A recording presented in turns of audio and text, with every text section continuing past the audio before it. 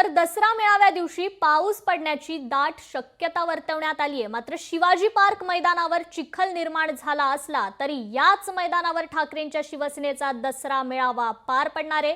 मेळाव्याच्या पार्श्वभूमीवर शिवाजी पार्कची पाहणी देखील करण्यात आली आहे। या संदर्भात आमदार महेश सावंत यांच्याशी बातचीत केली आमचे प्रतिनिधी स्वप्नील जाधव यांनी।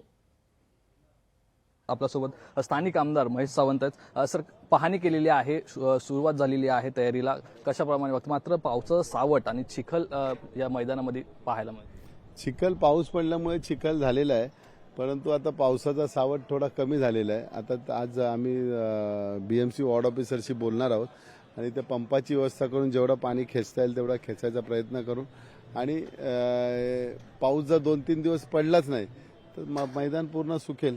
ठाकरे बंधू एकत्र येणार असं एकंदरीत म्हटलं जातं। न भूतो न भविष्यती असा हा मेळावा असणार असं ठाकरे बंधू तर एकत्र आलेच आहेत ना।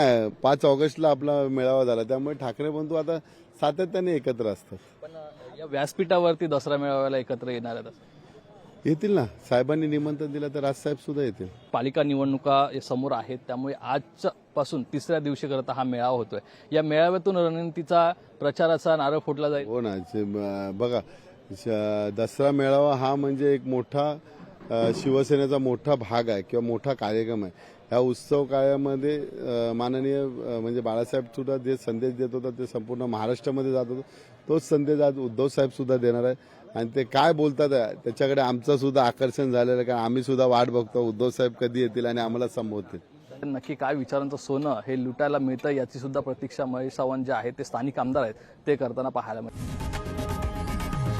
लोकशाही मराठी ऐका, पहा, जागरूक रहा।